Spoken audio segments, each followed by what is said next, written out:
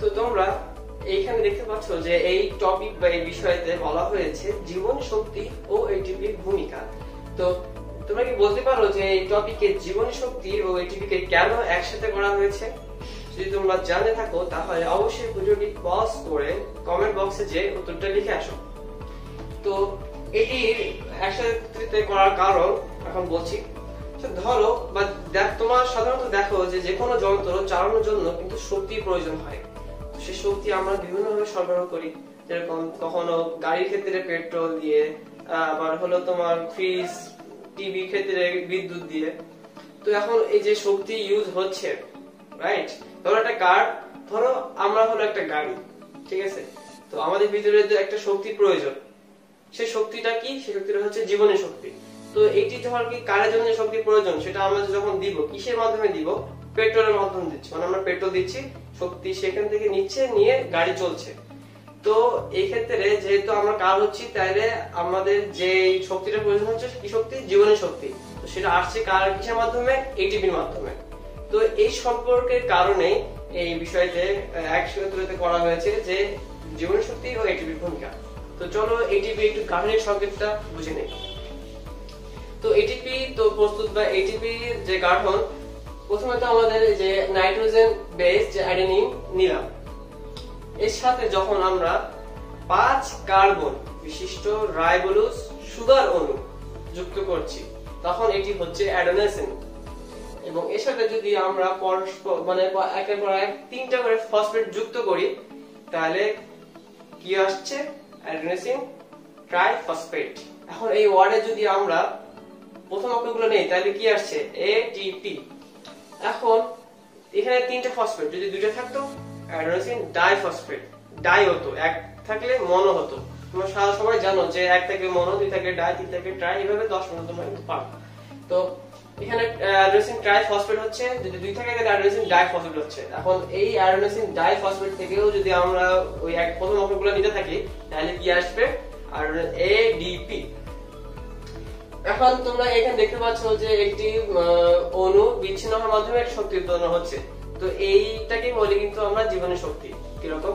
তো জীবনের শক্তির সংখ্যাটা কিরকম হচ্ছে যে একটি জৈব অণু, এটিপি কিন্তু জৈব অণু, জৈব অণুর রাসায়নিক বন্ধন ছিন্নের ফলে যে শক্তি আমরা পাচ্ছি বা শক্তি উৎপাদন হচ্ছে, তাকে বলা হয় জীবনের শক্তি। তো এই জীবনের শক্তিটা কতটুকু হয় জানো? পার মোল এটিপি বা এক অণু এটিপিতে একটি ফসফেট বিচ্ছিন্ন হওয়ার ফলে 7.3 কিলো ক্যালোরি শক্তি উৎপাদন হয়। এটা যদি আমরা জুলে কনভার্ট করি, তাহলে হবে 30.55 কিলো জুল। ঠিক আছে? তো এই জুলটা আমরা পেয়ে কাজ করছি, ঠিক আছে, এর কারের মাধ্যমে। এবং ওই কাজ করার মাধ্যমে আমরা আবার খাদ্য গ্রহণ করছি। তো ওই যখন খাদ্য গ্রহণ করছি, তো খাদ্য গ্রহণ করে আমরা আরেকটি ফসফেট যুক্ত করে এটিপি কে আবার এটিপি ভাবে কনভার্ট করছি। বুঝা গেল? একটু ইজি করে বলি, আমরা তো জীবনের শক্তির সংখ্যাটা পালাম, কারণ এটিপি গঠনটা আমরা পেরেছি। তো এখন বিষয় হলো কি এটিপি যে সাইকেলটা করে থাকে বা যেভাবে আমরা শক্তিটা পাই, সেটা বর্ণনা করতে হবে ঠিক মতো। তো প্রথমে কি হয়, এটিপি 3টে ফসফেট ঠিক মতো আছে। তো এখন আমরা এটিপি থেকে শক্তি পেতে হলে কি করতে হয়, যে এটিপি একটা এই রাসায়নিক বন্ধনে ফসফেট বিচ্ছিন্ন হয়। তো বিচ্ছিন্ন হয়ে, যেহেতু রাসায়নিক বন্ধন বিচ্ছিন্ন হলে একটি শক্তি নির্গত হয়, তোমরা কেমিস্ট্রিতে পড়েছো। তো এইভাবে যখন শক্তি নির্গত হচ্ছে, তো ওই শক্তিটা হচ্ছে জীবনের শক্তি। তো ওই শক্তিটা আমরা ইউজ করছি করে বিভিন্ন ধরনের কাজ করছি, হাঁটা চলা, বিভিন্ন কাজ করে টাকা ইনকাম করছি। সে টাকা ইনকাম করে খাদ্য খাচ্ছি, সেই খাদ্য খাওয়ার ফলে বাইরের থেকে একটা শক্তি, মানে সেটা তো বাইরে থেকে তো একটা শক্তি আসছে, ওই শক্তি দিয়ে আমরা আরেকটি ফসফেট কিন্তু এখানে যুক্ত করছি। অর্থাৎ প্রথমে এটিপি একটি ফসফেট দেওয়ার মাধ্যমে এটিপি হয়ে গেল এডিপি। তারপরে ওই শক্তিটা ইউজ করার পরে আমরা ওই খাদ্য গ্রহণ করার ফলে বাইরে থেকে একটি বাইরের শক্তি ইউজ করে একটি ফসফেট যুক্ত করে এটিপি আবার হচ্ছে এটিপি। তো এই রকম সাইকেল কিন্তু অলওয়েজ হতে থাকে। এইভাবে কিন্তু আমরা চলাফেরা বা বিভিন্ন ধরনের কাজ করে থাকি। তো এখন এই যে বিষয়টা আমরা দেখছি, এক্ষেত্রে একটা জিনিস তোমরা দেখতে পাচ্ছ, এখানে 2 ধরনের একটা কাহিনী হচ্ছে, যে একবার হলো ফসফেট যাচ্ছে, একবার হলো ফসফেট আসছে। তো যখন এটিপির সাথে একটি ফসফেট যুক্ত হচ্ছে, যেহেতু এখানে ফসফেট যুক্ত হচ্ছে তাই এই বিক্রিয়ার নাম হবে ফসফোরাইলেশন। এবং যেহেতু এটিপি থেকে একটি ফসফেট যাচ্ছে তাহলে এই বিক্রিয়াটার নাম হবে ডিফসফোরাইলেশন, কারণ এখানে একটি ফসফেট চলে যাচ্ছে। তো আশা করি তোমরা এই সাইকেলটা ঠিকমতো বুঝছো। এবং এই এটিপি আমরা জানি যে এটিপি মাইটোকন্ড্রিয়াতে প্রোডাকশন হয়, এইজন্য মাইটোকন্ড্রিয়াকে বলা হয় শক্তির কোষের পাওয়ার হাউস, কারণ যখন কোষের অঙ্গনের প্রয়োজন হয় তখন মাইটোকন্ড্রিয়া তাদেরকে এটিপি দিয়ে থাকে। তো এটি আমি দ্বিতীয় অধ্যায়ের সেকেন্ড পার্টে আলোচনা করেছি, তো এটির লিংক আমি নিচে দিয়ে দেবো, তোমরা অবশ্যই দেখবে।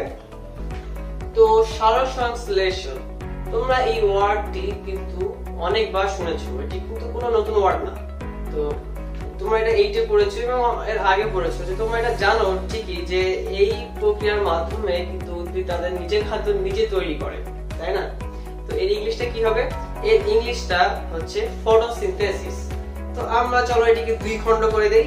তো আমরা এখানে দুই ভাগে বিভক্ত করলে আসছে ফটো, একটি আসছে সিনথেসিস। তো ফটো অর্থ আলো, সিনথেসিস অর্থাৎ সংশ্লেষণ। তো এখানে কি হচ্ছে? আলো সংশ্লেষণ হচ্ছে, আলো সংশ্লেষণ হচ্ছে, অর্থাৎ আলো ভেঙে উদ্ভিদ তাদের নিজের খাদ্য বা খাদ্য তৈরি করছে, রাইট? তো এই জন্য এটাকে সালোকসংশ্লেষণ বলা হয়েছে।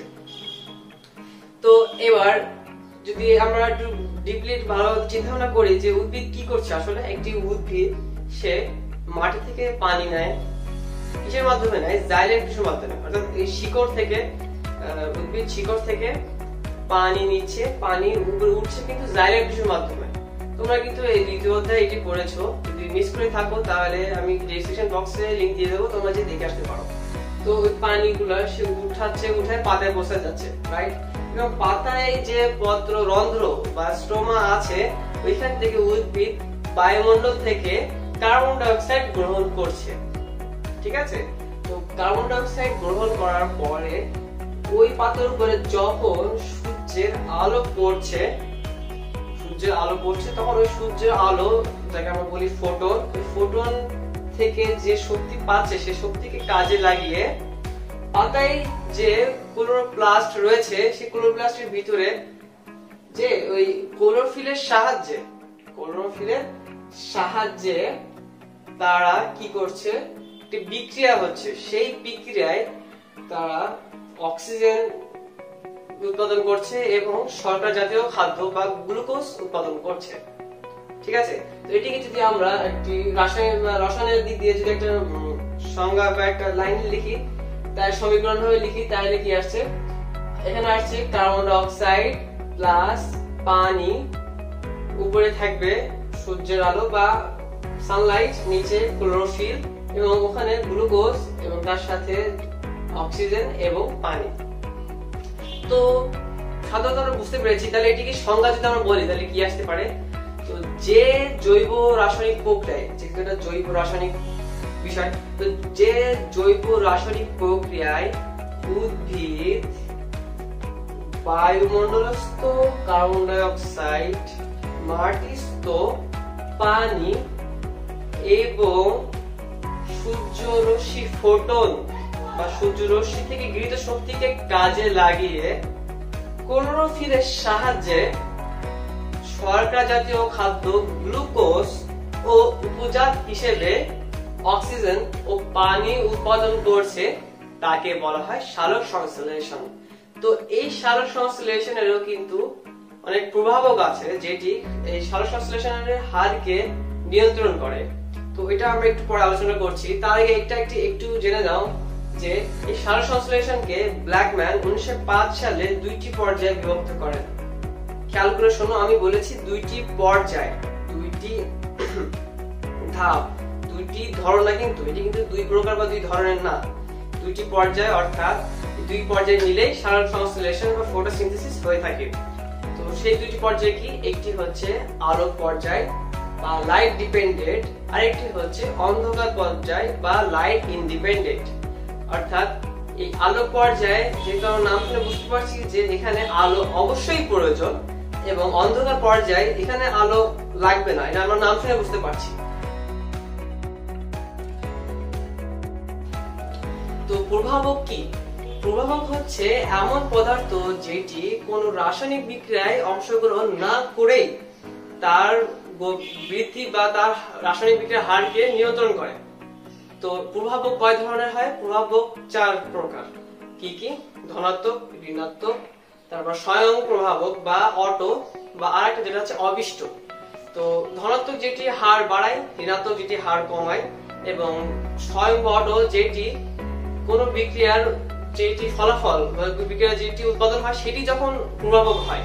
এবং চতুর্থ যেটি তোমরা কোনো প্রভাবক যেটি কোনো বিক্রিয়ার মাধ্যমে আরেকটি বিক্রিয়া গঠন করে। তো এটা তোমাদের এসএসসি লেভেলে কিছু নাই, তারপর বলে ফেললাম। তো এরপরে যে তোমাদের সালোক সংশ্লেষণের যে প্রভাবক, এটি 2 ধরনের, একটি হচ্ছে বাহ্যিক এবং আরেকটি হচ্ছে অভ্যন্তরীণ। তো বাহ্যিক প্রভাবক যেগুলো তোমাদের বাইরে থেকে তোমার যেগুলো নিয়ন্ত্রণ করে, সেগুলো কি কি? তো সালোক সংশ্লেষণের সমীকরণে আমরা দেখতে পাই যে কার্বন ডাই অক্সাইড প্রয়োজন, আর অক্সিজেন প্রয়োজন, আবার পানি প্রয়োজন এবং সূর্যের আলো প্রয়োজন। এখান থেকে কিন্তু আমরা 4টি প্রভাবক পেয়ে যাচ্ছি।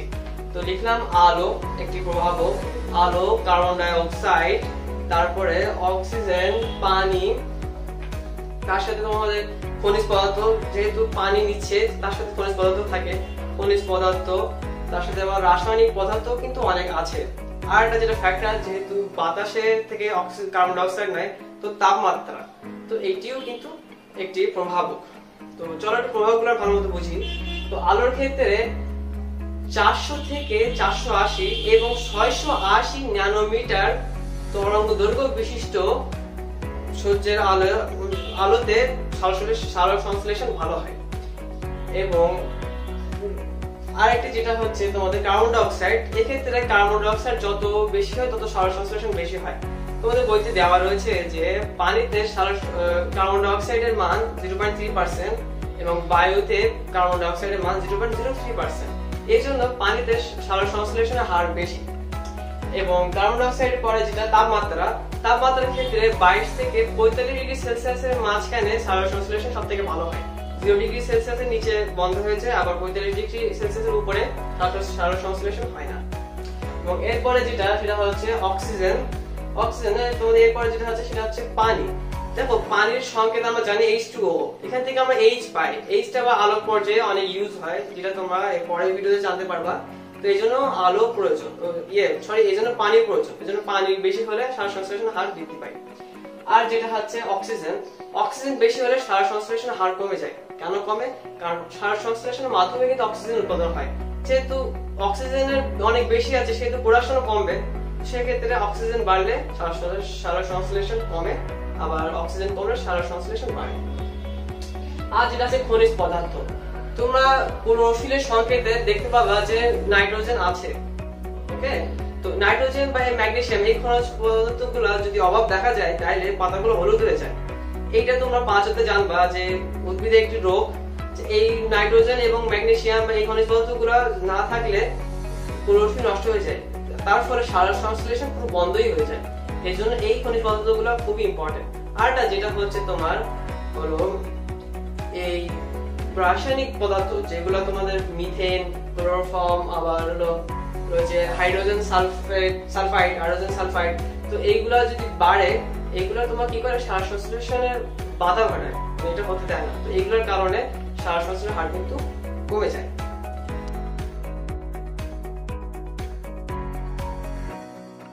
অভ্যন্তরীণ প্রভাবকের ভিতরে তোমাদের বইতে 5টি দেওয়া রয়েছে। সেগুলো হচ্ছে ক্লোরোফিল, পাতার বয়স ও সংখ্যা, শর্করার পরিমাণ, পটাশিয়াম ও এনজাইম। তো ক্লোরোফিল যেভাবে সালোক সংশ্লেষণকে নিয়ন্ত্রণ করে, আমরা সবাই জানি যে ক্লোরোফিলই পারে একমাত্র সূর্যের আলোকে ইউজ করতে। যদি ক্লোরোফিলই না থাকে তাহলে সূর্যের আলো ইউজ করা হবে না, তখন ইউজ যদি না করতে পারি তাহলে সালোক সংশ্লেষণও হবে না। এবং আরেক ক্ষেত্রে যে পাতার বয়স ও সংখ্যা, এখানে আমরা সাধারণত জানি যে যারা শিশু থাকে তারা ঠিকমতো গায়ে শক্তি থাকে না, আবার বৃদ্ধ বয়সী কোনো মানুষেরও গায়ে শক্তি থাকে না। তাদের গায়ে সবচেয়ে বেশি শক্তি থাকে যুবক বয়সে। সে এই গাছের ক্ষেত্রেও এরকম যে কচি পাতায়ও আবার সালোক সংশ্লেষণ কম হয়, আবার বয়স্ক পাতায়ও আবার সালোক সংশ্লেষণ কম হয়। সব থেকে ভালো হয় একদম যেটা হলো যুবক বয়সের যে পাতাগুলো, ওই ক্ষেত্রে। এবং শর্করার পরিমাণের ক্ষেত্রে যদি শর্করা যদি আগে থেকেই যদি অনেক জমা থাকে, মানে গাছ যখন শ্বাস হয়, যখন ওই খাদ্যটা তারা তৈরি করে, অনেক সময় তারা ওই খাদ্যকে সঞ্চয় করে রাখে। এখন যদি এই সঞ্চয়ের মান যদি বেশি থাকে তাহলে প্রোডাকশনও কম হবে। পটাশিয়ামকে এখানে অনুঘটক বলা হয়েছে। আসলে অনুঘটক কি? আমরা জানি যে ঘটক অর্থ পাত্র এবং পাত্রীকে মিলাই দেয় যে, তাহলে অনুঘটক কি অণুদেরকে মিলাই দেয়? কিছুটা এরকমই। আর অর্থাৎ মানে অনুঘটকই হলো প্রভাবক আর অনুঘটক একই। তো সেহেতু পটাশিয়াম কমলে সালোক সংশ্লেষণের হার কমবে, পটাশিয়াম বাড়লে সালোক সংশ্লেষণের হার বাড়বে। এনজাইমের ক্ষেত্রেও ঠিক কীরকম, এনজাইম ঠিক থাকলে সালোক সংশ্লেষণ ঠিক থাকবে, আর এনজাইম অমিল হলে সালোক সংশ্লেষণের হার কমবে। তো সালোক সংশ্লেষণের আলোক পর্যায়, এই আলোক পর্যায় এই নাম শুনে আমরা বুঝতে পারছি যে এটাতে আলো প্রয়োজন আছে। এর ইংলিশটা হচ্ছে লাইট ডিপেন্ডেন্ট ফেজ, অর্থাৎ এখানে লাইট মানে আলো, ডিপেন্ডেন্ট মানে নির্ভর, আর ফেজ মানে পর্যায়, অর্থাৎ আলো নির্ভর পর্যায়। মানে এই পর্যায়ে বা এই প্রক্রিয়ায় অবশ্যই তোমাকে আলো লাগবে, অবশ্যই এখানে আলো প্রয়োজন। তো এই প্রক্রিয়াটা কিভাবে হয় তার আগে আমরা সালোক সংশ্লেষণের সংজ্ঞাটা বা ওইটুকু আর একটু জেনে একটু মনে করে নেই, রিভিশন করে নেই। সালোক সংশ্লেষণ বলতে আমরা যেটা বুঝি যে উদ্ভিদ যে প্রক্রিয়ায় মাটি থেকে পানি এবং বায়ু থেকে কার্বন ডাই অক্সাইড এবং সূর্যের আলো থেকে গৃহীত শক্তিকে কাজে লাগিয়ে ক্লোরোফিলের সাহায্যে শর্করা জাতীয় খাদ্য এবং উপজাত হিসেবে অক্সিজেন ও পানি উৎপাদন করে, তাকে আমরা বলে থাকি সালোক সংশ্লেষণ। তো এই পর্যায়টি হওয়ার জন্য তোমার যেহেতু কি জিনিস লাগছে, পানি লাগছে, কার্বন ডাই অক্সাইড লাগছে এবং আলো এবং ক্লোরোফিলের প্রয়োজন হচ্ছে। তো চলো একটা পাতা আমরা চিন্তা করি, এবং এই পাতায় কি দরকার? পানি দরকার। পানি আসছে কোথা থেকে? শিকড় থেকে। এখন তোমার প্রশ্ন করতে পারো যে শিকড় থেকে পানি কিসের মাধ্যমে আসছে? তোমার এটা প্রশ্ন করা উচিত না, বা এটা জানার কথা, কারণ আমরা দ্বিতীয় অধ্যায়ে পড়ে এসেছি যে জাইলেম টিস্যু মাটি থেকে পানি সংগ্রহ করে উদ্ভিদের পাতায় পৌঁছায় দেয়। তো সেভাবে পানি পাতায় পৌঁছে গেল, এবং এই পানিটা এখন ভেঙে বিভিন্ন কাজে ইউজ করতে হবে, ডাইরেক্ট পানি কাজে লাগবে না। তো এই পানির জন্য আমরা দিব পাতার উপরে সূর্যের আলো দিলাম। এখন এই পানি ভেঙে হাইড্রোজেন, একটি ইলেকট্রন এবং বাতাসে অক্সিজেন ত্যাগ করবে। অর্থাৎ কি হচ্ছে এখানে পানি ভেঙে তিনটি প্রোডাক্ট বানাচ্ছে, অর্থাৎ পানি ভেঙে হাইড্রোজেন হচ্ছে, ইলেকট্রন আসছে পাচ্ছি, আর কি পাচ্ছি? অক্সিজেন পাচ্ছি। তো এই যে প্রক্রিয়া হাইড্রোজেন ভেঙে এই পানি ভেঙে হাইড্রোজেন, ইলেকট্রন ও অক্সিজেন উৎপন্ন করছে, তাকে কি বলে? ফটোলাইসিস। যেহেতু পানি ভাঙছে তাকে হাইড্রোলাইসিস বলে। তো হাইড্রোলাইসিস বা ফটোলাইসিসের সংজ্ঞাটা কিরকম হবে? এখানে ফটোলাইসিস বলতে এখানে বুঝতে হবে যে এখানে ফটোলাইসিস বলা, অর্থাৎ এখানে আলোর সাহায্যে কিন্তু ভাঙছে। তো ফটোলাইসিসের সংজ্ঞা কিরকম হবে?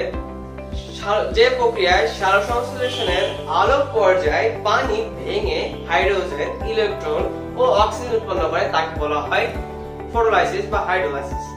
তো এক্ষেত্রে এই যে হাইড্রোজেন আমরা পাচ্ছি, এই হাইড্রোজেন কি একা বসে থাকবে? না, সে তো একা বসে, তার তো বোরিং লাগে, সে এখন কিছু না কিছু করবে। তো হাইড্রোজেনটা তোমার এনএডিপির সাথে যুক্ত হয়ে NADPH2 উৎপন্ন করবে। তো করলো। এবার যে ইলেকট্রন, সে কি একা বসে থাকবে? সবাই যদি কাজে নেমে যায়, সে কেন একা বসে থাকবে? তো সে ফটোসিস্টেম 1 এবং ফটোসিস্টেম 2 এর মাধ্যমে, তার আগে একটা জিনিস বুঝো, ফটোসিস্টেম 1 এবং ফটোসিস্টেম 2 কি? এটা তোমরা ইন্টারমিডিয়েট বা এইচএসসি তে ভালো মতো বুঝতে পারবা, কিন্তু এখানে শুধু একটা জিনিস বুঝো যে এই যে ইলেকট্রন যদি ফটোসিস্টেম থেকে বিভিন্ন কাজ করে যদি ফিরে আসে, তাকে বলা হয় চক্রীয়। আর যদি বিভিন্ন কাজ করে আর ফিরে না আসে, যদি হারায় যায়, তাহলে এটাকে বলা হয় অচক্রীয়। তো এই ফটোসিস্টেম এবং ফটোসিস্টেম 2 তে কি হয়? ফটোসিস্টেম 1 এবং 2 তে মিলে এটিপির সাথে একটি ইনঅর্গানিক ফসফেট যুক্ত হওয়ার মাধ্যমে এটিপি ও পানি উৎপাদন করে। তোমাদের বইতে পানির কথা বলা নাই, খালি এটিপি উৎপাদন করার কথা বলা হয়েছে, তোমরা ওটাও লিখতে পারো, অসুবিধা নাই। তো এই যে এটিপির সাথে একটি ইনঅর্গানিক ফসফেট যুক্ত হচ্ছে, তাহলে এর নাম কি হবে? নামকরণটা একটু করতে হবে, তাই কি? এই নামকরণ করতে হলে আমরা এখানে দেখবো যে কি প্রোডাক্ট আসছে, এটিপি উৎপন্ন হচ্ছে। ওকে, তাদের মাধ্যমে হচ্ছে এটিপির সাথে একটি ইনঅর্গানিক ফসফেট যুক্ত হওয়ার মাধ্যমে হচ্ছে, রাইট? এটা কোন কিসের মানে এই প্রক্রিয়া যে টোটাল প্রক্রিয়াটা কি বলে? আলোক সালোক সংশ্লেষণ আলোক পর্যায়ে বলে। ওকে, তাহলে সংজ্ঞাটা কিরকম হবে? যে প্রক্রিয়ায় সালোক সংশ্লেষণের আলোক পর্যায়ে এটিপির সাথে একটি ইনঅর্গানিক ফসফেট যুক্ত হয়ে এটিপি উৎপাদন করছে তাকে বলা হয় কি? ফটোফসফোরাইলেশন। তো এখানে ফটোফসফোরাইলেশন বলতে কি বোঝাচ্ছে? এখানে দেখো ফটো বলতে আলোর সাহায্যে হচ্ছে, মানে এখানে যেহেতু আলোক পর্যায়ে, তো আলোর সাহায্যে এটিপির সাথে এটি ফসফেট যুক্ত হয়ে এটিপি উৎপন্ন হচ্ছে। তোমরা আমাদের এই ভিডিওর প্রথম পার্টে আমি আলোচনা করেছিলাম যে এটিপির সাথে একটি ফসফেট যুক্ত হলে তাকে, যে ওকে এটিপির সাথে একটি ফসফেট যুক্ত হওয়ার মাধ্যমে এটিপি উৎপন্ন হয় তাকে বলে ফসফোরাইলেশন। তো এখানে যেহেতু আলোর সাহায্য হচ্ছে তাই সেই জন্য এটাকে বলা হয় ফটোফসফোরাইলেশন। তো এই যে আর যে নিচে যে অক্সিজেন এটা বাইরে যাচ্ছে, এই অক্সিজেনটা আমরা নিচ্ছি। তো এখন দেখো ওখানে এটিপি উৎপন্ন হচ্ছে এবং এখানে এটিপি উৎপন্ন হচ্ছে, রাইট? উপরে দুইটা। তো এই দুটাকে যদি আমরা একত্রে, এই দুইটা হলো রাসায়নিক শক্তি, রাইট? এটা দুইটাই কিন্তু রাসায়নিক শক্তি। তো এই রাসায়নিক শক্তিকে দুইটা একসাথে করলে বলা হবে আত্তীকরণ শক্তি। এটা কি বলতে পারো? আত্তীকরণ শক্তি। তো এখন এই যে আত্তীকরণ শক্তি এর সংজ্ঞাটা কি হবে বলো তো? সিম্পলি বলবা সালোক সংশ্লেষণের আলোক পর্যায়ে এনএডিপি H2 ও এটিপি উৎপন্ন হয়, এই দুটিকে একত্রে আত্তীকরণ শক্তি বলে। কারণ এই দুইটি আবার অন্ধকার পর্যায়ে কাজে লাগবে। এটা আমরা অন্ধকার পর্যায়ে আলোচনার সময় বলবো। তো এবার আমরা ঠিক মতো বুঝলাম, তাহলে এইটুকু আলোচনা করার মাধ্যমে আমরা কি কি বুঝতে পারলাম? ফটোলাইসিস বা হাইড্রোলাইসিস কি সেটা বলতে পারবো, সাথে তোমার হলো ফটোফসফোরাইলেশন সম্পর্কে বলতে পারবো, আবার আত্তীকরণ সম্পর্কে বলতে পারবো, এবং পুরো সালোক সংশ্লেষণের আলোক পর্যায়টা ব্যাখ্যা করতে পারবো। তোমাদের খাতায় দেখে আসলে এরকম পাতা আঁকিয়ে সুন্দরভাবে এইগুলা এইভাবে যদি দেখাতে পারো তাহলে মার্কস আসার সম্ভাবনা থাকে বেশি। বায়োলজির ক্ষেত্রে তোমার চিত্রটা হয় তোমার কাছে সবথেকে বড় একটা প্লাস পয়েন্ট। তোমার যদি চিত্র আঁকাতে অসুবিধা হয় তাহলে, যদি আল্লাহ রহমত করে, তাহলে ইনশাআল্লাহ কিভাবে যে সহজে তোমার চিত্র আঁকাবে সেটা নিয়েও একটা ভিডিও বানাতে পারবো ইনশাআল্লাহ। তো সালোক সংশ্লেষণের অন্ধকার পর্যায়ে, তো এর ইংরেজি হচ্ছে লাইট ইন্ডিপেন্ডেন্ট ফেজ। অর্থাৎ এই নাম শুনে আমরা বুঝতে পারছি যে এই পর্যায়ে কোনো আলোর প্রয়োজন নাই।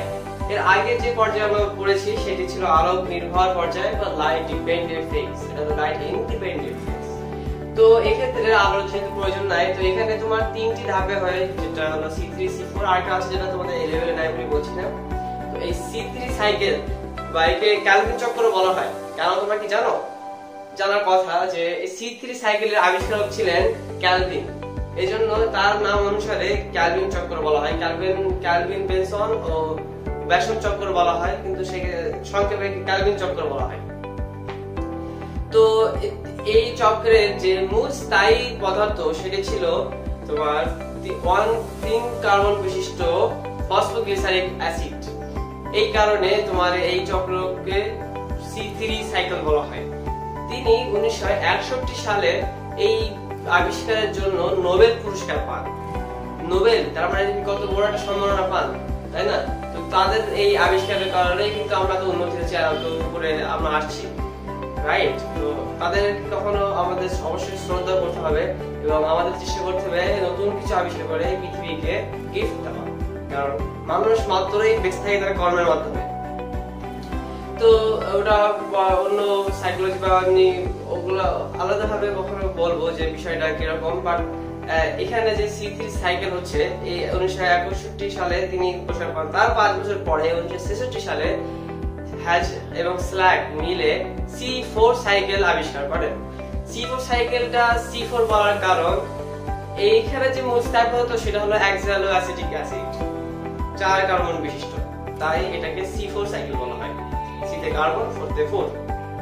এখন এই যে C4 উদ্ভিদগুলো আমাদের বইতে কয়েকটা দেওয়া রয়েছে, সেটা হচ্ছে অ্যামোনিথাস, তারপর অ্যামোনোথাস, আর একটা হচ্ছে ভুট্টা আছে, আখ আছে, তারপরে মুতা ঘাস ইত্যাদি। এইগুলো C3 সাইকেল কিন্তু কেলভিন একা আবিষ্কার করেননি, তিনি বেসম ও বেনসনকে নিয়ে এই C3 সাইকেলকে আবিষ্কার করেন। তো কেলভিন চক্রে রাইবোলুস 1,5 বিসফসফেট, যেটা হচ্ছে 5 কার্বন বিশিষ্ট, এর সাথে কার্বন ডাই অক্সাইড যুক্ত হয়ে 6 কার্বন বিশিষ্ট অস্থায়ী কিটো অ্যাসিড উৎপন্ন করে এবং এইখান থেকে এটি 2 ভাগে বিভক্ত হয়ে 2 অণু 3 ফসফোগ্লিসারিক অ্যাসিড উৎপন্ন করে, যেটা হচ্ছে 3 কার্বন বিশিষ্ট। এখানে দেখো 3 মিলে 6 কার্বন হচ্ছে এবং এখান থেকে বিভিন্ন বিক্রিয়ায় ফসফোগ্লিসাইডিহাইড 3 কার্বন বিশিষ্ট এবং ডাইহাইড্রোক্সি অ্যাসিটল ফসফেট, যেটা হচ্ছে 3 কার্বন বিশিষ্ট, এবং এই দুইটাকে মিলে গ্লুকোজ উৎপন্ন করে এবং এখান থেকে উৎপন্ন হয় রাইবোলোজ 5 ফসফেট এবং এখান থেকে আবার উৎপন্ন হয় রাইবোলোজ 1,5 বিস ফসফেট। এর সাথে আবার কার্বন ডাইঅক্সাইড যুক্ত হয়ে অস্থায়ী কিটো অ্যাসিড হয়। এইভাবে পুরো চক্রটা হতে থাকে। এখন খেয়াল করে দেখো এখানে প্রথম যে স্থায়ী যৌগ সেটা কি? এই প্রথম স্থায়ী পদার্থ হচ্ছে ফসফোগ্লিসারিক অ্যাসিড এবং এটি কয় কার্বন বিশিষ্ট? 3 কার্বন বিশিষ্ট। এজন্য এটা কি বলা হয় C3 সাইকেল। তো শোষণ বা রেসপিরেশন নামটি শুনে যতই ছোট মনে হচ্ছে, কিন্তু এর গুরুত্ব কিন্তু অনেকটাই বেশি। তো এইটা তোমরা অনেক আগে জেনেছো এবং আগের শ্রেণীতেও এটা পড়েছো যে শোষণের মাধ্যমে আমরা শক্তি পাই, এরকম বিষয়টা। কিন্তু এই চ্যাপ্টারে এটা নিয়ে একটু বিস্তারিত আলোচনা হয়েছে। তো এই আলোচনাকে তোমাদের সামনে সহজে আমি দেখাচ্ছি। তো এই যে শোষণ, এই শোষণের মাধ্যমে আমরা শক্তি পাই, ঠিক আছে? এখন ওরা যদি আমরা এভাবে চিন্তা করি যে প্রত্যেকটা যন্ত্রপাতি ব্যবহার বা প্রত্যেকটা যন্ত্রপাতি কাজ করতে গেলে তাদের শক্তির প্রয়োজন হয়, সেই শক্তিটা আমরা বিভিন্ন রকম ভাবে দিয়ে থাকি, এটা আমরা আলোচনা বলেছি। তো এখন ধরো আমাদের ক্ষেত্রে তো শক্তির প্রয়োজন হবে, যেহেতু আমরা জীব, আমরা কাজ করছি, কাজের ক্ষেত্রে কাজ করতে গেলে শক্তির প্রয়োজন হয়। তো এখন এই যে শক্তি, আমরা এটাও জানি যে শক্তির প্রধান উৎস হচ্ছে সানলাইট বা সূর্যের আলো। তো সূর্যের আলো থেকে আমরা শক্তি পাই। তো এখন তোমরা এটা একটু আগে বা আগের পার্টে জেনেছো যে ফটোসিনথেসিসের মাধ্যমে বা সালোকসংশ্লেষণের মাধ্যমে উদ্ভিদ ওই যে সূর্যের শক্তিটাকে ইউজ করে কি উৎপাদন করছে? গ্লুকোজ এবং অক্সিজেন এবং পানি উৎপাদন করছে। তো এই ক্ষেত্রে তার ওই যে সূর্যের শক্তি বা ওই যে সূর্যরশ্মির আলোক শক্তি যেটা উদ্ভিদ ব্যবহার করছে, ওই শক্তিটা স্থির শক্তি হিসেবে ওই যে শর্করা খাদ্যের ভিতরে দিয়েছে বা গ্লুকোজের ভিতরে স্থিতি শক্তি রূপে সঞ্চিত আছে এবং ওই স্থিতি শক্তি সঞ্চয়িত ওই গ্লুকোজটা আমরা খাচ্ছি। খেয়ে কি হচ্ছে? খাচ্ছি, সাথে অক্সিজেন নিচ্ছি, নিয়ে আমাদের ভিতরে বিভিন্ন প্রক্রিয়ায় ওটি ভেঙে ওখান থেকে রাসায়নিক শক্তি, যেটা নাম হচ্ছে এটিপি, তোমরা সবাই জানো। তো ওই এটিপি তে কনভার্ট হচ্ছে এবং ওই এটিপি যে রাসায়নিক বন্ধন আছে, ওই রাসায়নিক বন্ধন ছিন্ন, অর্থাৎ ওখান থেকে একটা ফসফেট চলে যাওয়ার মাধ্যমে কি হচ্ছে? একটা রাসায়নিক বন্ধন ছিন্ন হচ্ছে এবং ওখান থেকে একটা শক্তি পাচ্ছি, যেটা হচ্ছে জীবনী শক্তি বা ওটা একটা তাপ রূপে আমরা ইউজ করছি। এখন ওই শক্তিটা পেয়ে আমরা কাজ করছি। এখন চিন্তা করে দেখো এই শোষণটা কি, প্রশ্ন হতে পারে যে শোষণটা কি সবসময় হয় বা মাঝে মাঝে হয় বা কোন কোন কোষে হতে পারে? শোষণ এভরি সিঙ্গেল সেল, অর্থাৎ প্রত্যেকটা কোষেই দিবারাত্রি অর্থাৎ 24 ঘন্টা শোষণ হয়। শোষণ ছাড়া কোষ জীবিত থাকতে পারে না, কারণ কোষের যে অঙ্গাণু যে কাজ করবে তার জন্য যে শক্তি প্রয়োজন হবে, সেই শক্তিটা সাপ্লাই করে কে? মাইটোকন্ড্রিয়া। এই জন্য মাইটোকন্ড্রিয়াকে পাওয়ারহাউস বলা হয়। কারণ এই মাইটোকন্ড্রিয়াতে বিভিন্ন ধাপে সে এটিপি উৎপাদন হয়, কিন্তু তার জন্য কি লাগে? তার জন্য গ্লুকোজ লাগে। এই গ্লুকোজটা কিভাবে আসবে? আমাদের খাবারের মাধ্যমে। তো খাবারটা কত ইম্পর্টেন্ট আমরা বুঝতে পারছি। তো এই শোষণ 2 ধরনের। মাইন্ড ইট, আমি শোষণ 2 ধরনের বলেছি। ফটোসিনথেসিস 2টি ধাপ ছিল, অর্থাৎ আলোক পর্যায় এবং অন্ধকার পর্যায়ে মিলে দুইটা মিলাই একটা ধাপ ছিল, মানে একটা প্রক্রিয়া ছিল সালোকসংশ্লেষণ। কিন্তু এখানে শোষণ 2 ধরনের, অর্থাৎ 2 ধরনের। এটা মানে তোমার শোষণ 2 প্রকার। ওকে, বোঝা গেল? তো এই যে শোষণ, এর যে 2টি টাইপস কি কি? একটা হচ্ছে সবাত এবং আরেকটা হচ্ছে অবাত। তো উচ্চতর শ্রেণী বা আমাদের ক্ষেত্রে আমাদের ভিতরে যে শোষণটা হয় সেটা হচ্ছে সবাত, এবং নিম্ন শ্রেণীর প্রাণী বা নিম্ন শ্রেণীর জীবের ক্ষেত্রে তোমার ইউজ হয় অবাত শোষণ, মানে তাদের অবাত শোষণ হয়। এই সবাত শোষণটা আমাদের ভিতরে হয়ে থাকে। এখন এই সবাত শোষণ আমাদের ভিতরে হওয়ার যুক্তিযুক্ততাও অনেক রয়েছে, যেহেতু এই সবাত শোষণে কি হয় বলতো? আমি সবাত শোষণের যদি সমীকরণ তোমাদের এখানে দেখাই, তাহলে কি হচ্ছে? আমরা গ্লুকোজ খাচ্ছি, ধরো তুমি আমতলায় বা এই গাছের তলায় বসে আছো, গাছ থেকে আম পড়লো, হ্যাঁ, আম খাইলা। তো এই আমটা হচ্ছে ধরো গ্লুকোজ, এমনিও গ্লুকোজ থাকে ভিতরে। তো গ্লুকোজ আমরা খাচ্ছি, সাথে তো শুধু খাচ্ছি না, নিঃশ্বাসও নিচ্ছি। সেই নিঃশ্বাসের মাধ্যমে কি নিচ্ছি? অক্সিজেন নিচ্ছি। তো অক্সিজেন দিলাম। এখন এই অক্সিজেন এইটার ভেঙে বা বিভিন্ন প্রক্রিয়ায় তোমার কি উৎপাদন করবে? আমরা কি ছাড়ছি? কার্বন ডাই অক্সাইড করলো, সাথে পানি, এবং যে শক্তিটা আমি ইউজ করছি সেটা হবে মানে এটিপি, যেটা তোমার সংখ্যা কয়টি? 38টি। এখন তোমার অর্থাৎ এখানে 38টি এটিপি উৎপাদন হচ্ছে সবাত শোষণে এক অণু গ্লুকোজ থেকে, 1 মোল গ্লুকোজ। সবাত শোষণে যে শক্তিটা উৎপন্ন হয় সেটাকে যদি আমরা কিলো ক্যালোরিতে কনভার্ট করি তাহলে সেটা হচ্ছে 686 কিলো ক্যালোরি পার মোল। তো এখন এই যে সবাত শোষণের তোমাদের বইতে একটি চার্ট দেওয়া রয়েছে, এই চার্টে কিছু ত্রুটি রয়েছে, কিছু একটা ত্রুটি রয়েছে। ওখানে NAD+2 2 অণু হবে, এখানে 4 অণু হয়ে গেছে। তো এই জন্য তোমার এই সবাত শোষণের যে চার্টটি আমি সুন্দর মতো সংশোধিত ভাবে তোমাদেরকে সামনে এখন দেখাবো। তো সবাত শোষণ, যে শোষণে অক্সিজেন খুবই গুরুত্বপূর্ণ। তো সবাত শোষণের একটি বৈশিষ্ট্য হচ্ছে যে সবাত শোষণে তোমার অক্সিজেন অবশ্যই প্রয়োজন। তো এখন এই সবাত শোষণের সমীকরণে আমরা বুঝতে পারি যে তার অক্সিজেন প্রয়োজন। তো আমরা এই সমীকরণটা একটু আগে আমরা ব্যাখ্যা করেছি, তো আমি এখানে শুধু সবাত শোষণের যে 4টি ধাপ রয়েছে সেটি নিয়ে আলোচনা করব। তো সবাত শোষণের 4টি ধাপ কি কি? গ্লাইকোলাইসিস, অ্যাসিটাইল কোএস সৃষ্টি, ক্রেবস চক্র এবং ইলেকট্রন ট্রান্সফার সিস্টেম বা ইলেকট্রন প্রবাহ তন্ত্র। এখন এই 4টি ধাপের ক্ষেত্রে প্রথম যে 2টি ধাপ, এই 2টি ধাপ তোমার সাইটোপ্লাজমে সম্পন্ন হয়, এবং পরের 2টি ধাপ যেটা হচ্ছে ক্রেবস চক্র এবং ইলেকট্রন ট্রান্সফার সিস্টেম, এই দুটি মাইটোকন্ড্রিয়াতে সম্পন্ন হয়।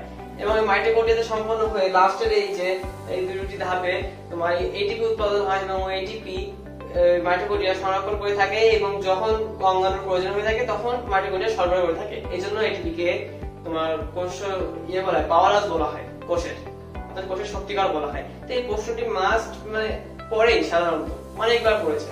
তো সেই ক্ষেত্রে এটার সংজ্ঞা এরকম হবে, উত্তরটা এরকম হবে। তো এখন এই যে 4টি ধাপ কিভাবে হয় চলো এটা ব্যাখ্যা করি। তো আমরা যে গ্লুকোজ নিয়ে খেয়েছি সেই গ্লুকোজটি ভাঙবে, ভেঙে কি হবে? তুরুত করে পাইরুভিক অ্যাসিড এবং অবশ্যই একটি পাইরুভিক অ্যাসিড, অর্থাৎ এক অণু 2 অণু পাইরুভিক অ্যাসিড উৎপন্ন হচ্ছে। হ্যাঁ, তো এখন দেখো এখানে কি হচ্ছে, এখানে তোমার গ্লুকোজ ভেঙে 2 অণু পাইরুভিক অ্যাসিড উৎপাদন করছে। তো আমরা সালোক সংশ্লেষণে আলো পর্যায়ে দেখেছিলাম যেভাবে পানির ভাঙনকে আমরা হাইড্রোলাইসিস বলেছি। তো এক্ষেত্রে কি ভাঙছে? এক্ষেত্রে ভাঙছে গ্লুকোজ উৎপন্ন হচ্ছে, তাই একে বলা হয় গ্লাইকোলাইসিস। এখন শুধু কি 2 অণু পাইরুভিক অ্যাসিড উৎপন্ন করছে? না, সাথে 4 অণু এটিপি এবং 2 অণু NADH2 উৎপন্ন করছে। এখন এই NADH2 কি, 2 অণু এটিপি কি, 4 অণু এটিপি কি, এই গুলাই তোমার হচ্ছে রাসায়নিক শক্তি। এখন এটার ব্যাখ্যা আমি পরে বলছি। তো এখানে বোঝো যে এই 4 অণু এটিপি উৎপাদন হচ্ছে, এখান থেকে 2 অণু এটিপি কিন্তু এখানে ইউজ হয়ে যায়, অর্থাৎ থাকে কতটুকু? 2 অণু এটিপি এবং 2 অণু এটিপি থাকে, আর থাকে 2 অণু NADH2। এখন দুই পাশ থেকে হলে 2 অণু NADH2। এবং এখানে এই যে এইটুকুকে তোমরা বলতে পারো গ্লাইকোলাইসিস, এটা হচ্ছে গ্লাইকোলাইসিস ধাপ। এর পরের ধাপে কি হয়? ওই পাইরুভিক অ্যাসিডটি ভেঙে মানে এই পাইরুভিক অ্যাসিড থেকে অ্যাসিটাইল কোএস সৃষ্টি হয়, যেটা হচ্ছে 2 কার্বন বিশিষ্ট। হ্যাঁ, এবং এক অণু করে 2 অণু কার্বন ডাই অক্সাইড বেড়ে যায়। তো এখানে দেখো 2 অণু অ্যাসিটাইল কোএস সৃষ্টি হচ্ছে, সাথে তোমার 2 অণু NADH2 উৎপাদন হচ্ছে। তোমাদের বইতে 2 করে 4 দেওয়া, কিন্তু এখানে 1 করে 2 হবে, বোঝা গেল? এবং এই দুটি সাইটোপ্লাজমের ধাপ চলে গেল। এরপরে ক্রেবস চক্র আসছে। তো এই 2 অণু অ্যাসিটাইল কো থেকে তোমার এই ক্রেবস চক্র বিভিন্ন ধাপ অতিক্রম মানে ক্রেবস চক্রের বিভিন্ন প্রক্রিয়ায় তোমার 3 অণু NADH2 করে দুই পাশ দিয়ে মোট 6 অণু NADH2 উৎপাদন হয়, সাথে এক অণু করে 2 অণু NADH2 উৎপাদন হয়, এবং এক করে 2 অণু GTP উৎপাদন হয়। বুঝা গেল? এবং এইটি ইলেকট্রন ট্রান্সপোর্ট সিস্টেমে যায়, এটাও কিন্তু মাইটোকন্ড্রিয়ার একটা ধাপ। তো ইলেকট্রন ট্রান্সপোর্ট সিস্টেমে যে এইগুলা কি হচ্ছে তোমার কনভার্ট হচ্ছে, অর্থাৎ এখান থেকে যে বিভিন্ন বিক্রিয়ার ফলে এবং ইলেকট্রন প্রোটন উৎপাদন হচ্ছে, পানি উৎপাদন হচ্ছে, এবং ওই ইলেকট্রনটাই তোমার হলো যে শক্তি নির্গত হচ্ছে ওখান থেকে, সেটা হচ্ছে এটিপি। অর্থাৎ এখান থেকে তোমার এটিপি উৎপাদন হচ্ছে। কতটি হচ্ছে? 38টি। এখন হিসাব করে দেখো কিভাবে 38টি উৎপাদন হচ্ছে। হ্যাঁ, দেখো প্রথমে কি হচ্ছিল? 4 অণু এটিপি এবং 2 অণু NADH2 উৎপাদন হয়েছে। তো এখানে দেখো 4 অণু থেকে 2 অণুতে ইউজ হয়ে যাচ্ছে, তাহলে এখানে 2 অণু এটিপি পেলাম, 2 অণু NADH2 পেলাম, পরের ধাপে 2 অণু NADH2 পেলাম, অর্থাৎ এখানে 4 অণু NADH2। ওকে, এবং পরে দেখো 6 অণু NADH2 পেয়েছি, অর্থাৎ 6 আর 4 10 অণু NADH2 আমরা পেয়েছি, এবং পেয়েছি 2 অণু FADH2 দিলাম, এবং 2 অণু GTP দিলাম, এবং আর এক্সট্রা কি পেয়েছিলাম আমরা 2 অণু ATP পেয়েছিলাম। এখন তোমাদের বইতে একটা ছক দেওয়া রয়েছে, দেখো ওখানে দেওয়া আছে যে 1 অণু NADH2 সমান সমান 3 অণু ATP, এবং 1 অণু FADH2 সমান সমান 2 অণু ATP, এবং 1 অণু GTP সমান সমান 1 অণু ATP, এবং 1 ATP তে 1 ATP হবে। তো এখন দেখো এখানে 10 অণু NADH2, তাহলে এটা ভেঙে কত, মানে এটা দ্বারা কত কয়টা উৎপাদন হবে, 10 * 3 30, 2 অণু FADH2 2 অণু 4, তাহলে কত হচ্ছে 34, এবং 2 অণু GTP, অর্থাৎ 2 অণু GTP থেকে 2 অণু ATP 34 আর 2 36, আর আছে 2টি ATP, তাহলে বলো তো কত হবে, 38টি। তো দেখো কিভাবে আমরা 38টি ATP উৎপাদন হচ্ছে আমরা দেখে গেলাম, বুঝে গেলাম, এবং এইটাই তোমরা একটা সুন্দর মতো চিত্র দিয়ে ছক দিয়ে বুঝাবো, তাহলে খুব ভালো হবে। এখন যদি এটাকে যদি আমরা একটু সাম আপ করি বা একটু এক নজরে দেখি, তাহলে কি রকম হবে। প্রথমে কি হচ্ছে, গ্লুকোজ ভাঙছে, ভেঙে 2 অণু পাইরুভিক অ্যাসিড উৎপন্ন হচ্ছে। এখানে পাইরুভিক অ্যাসিডের যে সংকেত, এখানে তোমরা দেখতে বুঝতে পারছো যে CH3COOH, এখানে দেখো CH3COCOH, এখানে 3টি কার্বন, 4টি হাইড্রোজেন এবং 3টি অক্সিজেন, অর্থাৎ এর ফর্মুলা হচ্ছে C3H4O3 2 হচ্ছে। হ্যাঁ, এবার দেখো এই যে তোমাদের অ্যাসিটাইল কোডের তোমার হলো সব ফর্মুলা বা সংকেত আমি সব লিখে রেখেছি, এবং তোমাদের এইখানে দেখো প্রথমে কি হচ্ছে, গ্লুকোজ ভেঙে 2 অণু পাইরুভিক অ্যাসিড উৎপন্ন হচ্ছে, ওখান থেকে অ্যাসিটাইল কো সৃষ্টি হচ্ছে, এজন্য এটার নাম হচ্ছে অ্যাসিটাইল কোএস সৃষ্টি, এবং ওখান থেকে তোমার কি হচ্ছে, কেবল চক্রে যে আরো তোমার 3 অণু করে 6 অণু NADH2, তারপরে FADH2 2 অণু, এবং 1 অণু 2 অণু GTP, এবং ওখানে কেবল চক্রে রেখে তোমার সব দলায় পাকায় মিলে তোমার ATP প্রোডাকশন হচ্ছে। এখন এটাকে একটা জিনিস চিন্তা করা যায়, ধরো তুমি ওয়ার্ল্ডের ট্যুর দিচ্ছ, হ্যাঁ, প্রথমে তুমি গেলা আমেরিকায়, $US নিলা, নিয়ে ওখান থেকে তুমি গেলা ইউরোপে গিয়ে তুমি ইউরো নিলা, তারপরে তুমি গেলা হলো কুয়েতে গিয়ে দিনার নিলা, এবং তারপরে তুমি বাসায় ফিরে আসলা, অর্থাৎ বাংলাদেশে ফিরে আসলা। এখন ওই যে টাকাগুলো তোমরা পেয়েছো, ওখানে অর্জন করেছো, ওটা কি এখানে চলবে? এখানে কি করতে হবে, এগুলাকে সব টাকায় কনভার্ট করতে হবে। তো এই টাকা কনভার্ট করে আমরা ইউজ করতে পারবো। তো এখানে এই সব 3টি ধাপে যে হলো তোমার ওই FADH2 NADH2 GTP উৎপাদন হয়েছে, এইগুলো কোষের অঙ্গনগুলো নিবে না, ও বলে কেন সলভ হবে, তোমার ATP দাও, ATP থেকে ATP দাও।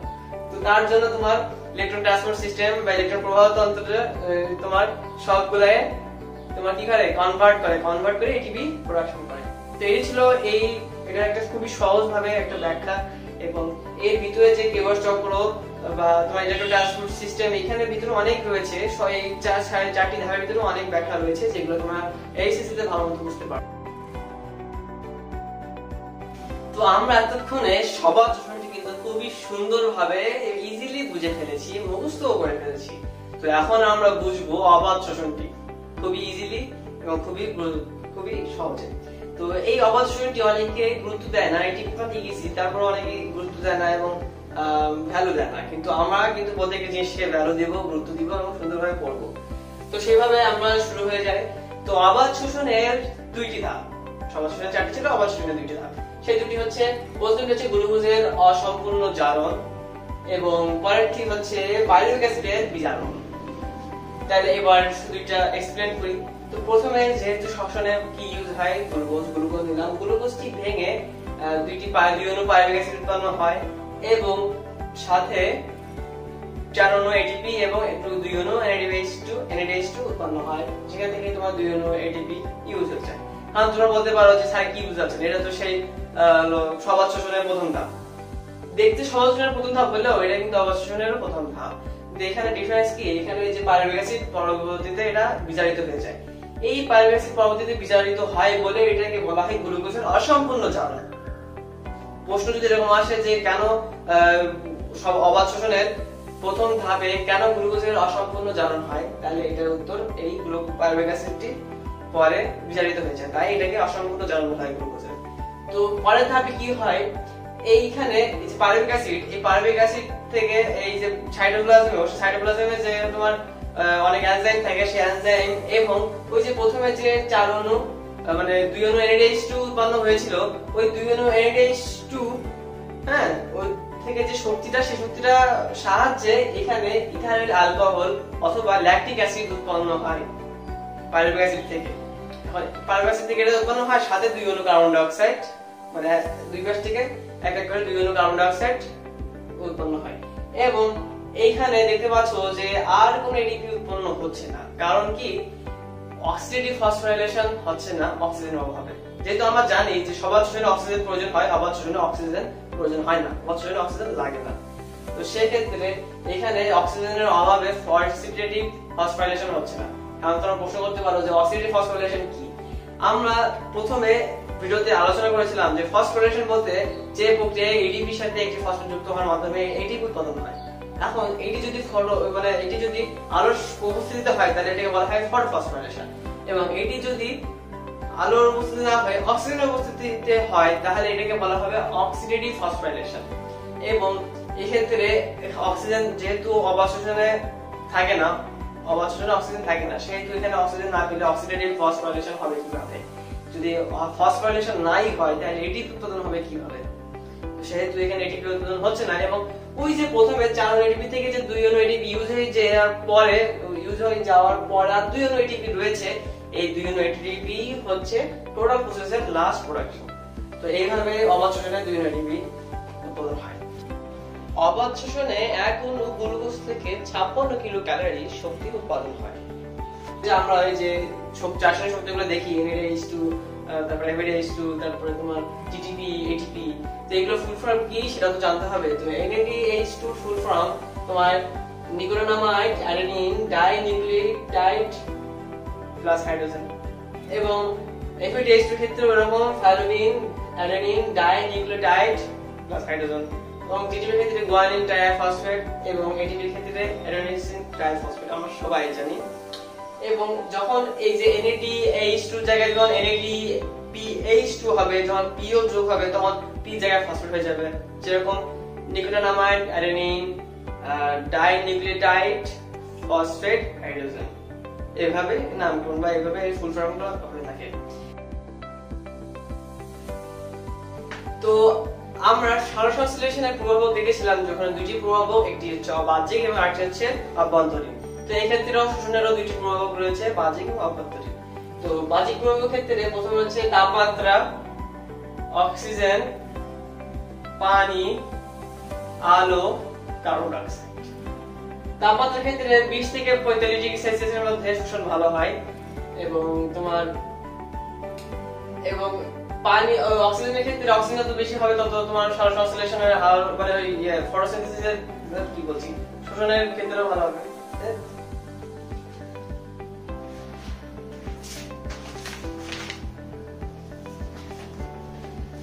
তো আমরা সালোকসংশ্লেষণের যে দুইটি প্রভাব দেখেছিলাম, বাহ্যিক এবং অভ্যন্তরীণ, তো শোষণের ক্ষেত্রেও কিন্তু দুইটি প্রভাব রয়েছে, বাহ্যিক এবং অভ্যন্তরীণ।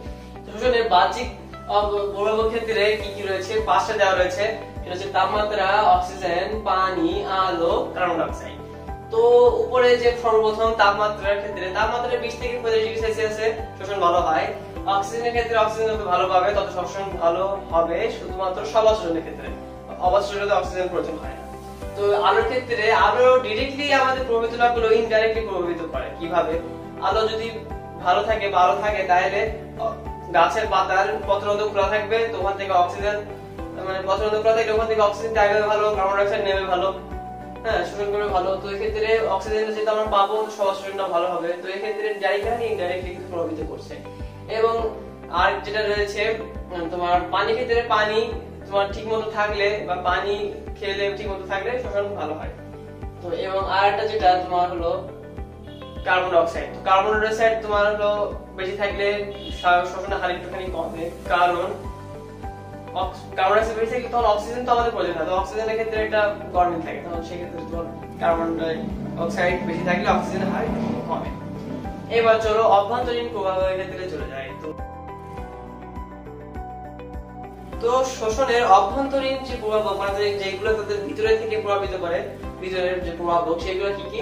একটি হচ্ছে খাদ্যদ্রব্য, দ্বিতীয়টি হচ্ছে তোমার কি উৎসেচক, এবং তৃতীয়টি কি, এটা তোমার সাজা লেখার কোনো প্রয়োজন নেই, তোমার যে কোনো ভাবে এই পাঁচটা দিলেই হবে। তো তৃতীয় হচ্ছে কোষের বয়স, যেহেতু কোষের হচ্ছে পাতাকে যখন সালোকসংশ্লেষণ পাতা হতে পাতার বয়স প্রয়োজন, এখানে কোষের হচ্ছে তাই কোষের বয়স প্রয়োজন, এবং অজৈব লবণ আছে অনেক অজৈব লবণ, এবং নিচের লাস্টেরটা হচ্ছে কোষ মধ্যস্থ পানি। তো সর্বপ্রথম যেটা খাদ্যদ্রব্য, তো আমরা খাবার খাই, সেই খাবারের গ্লুকোজ থেকেই তো সব শোষণ হয়, তো ওটা তো খুবই ইম্পর্টেন্ট, শুধু খাবারের গ্লুকোজ হিসাব না, প্রোটিন ভিটামিন সব ধরনের প্রয়োজন। এবং তারপরে যেটা এরপরে একটি হচ্ছে তোমাদের হলো প্রথমে কি বলেছিলাম খাদ্যদ্রব্য বলেছি, সেকেন্ডটি হচ্ছে তোমার উৎসেচক। তো এনজাইম তো খুবই গুরুত্বপূর্ণ, এটা তো সবাই জানে যে এনজাইম খুবই দরকার। এনজাইম তোমার হলো বিভিন্ন বিক্রিয়ার হার নিয়ন্ত্রণ করে, তো এটা খুবই দরকার, এটা প্রয়োজন।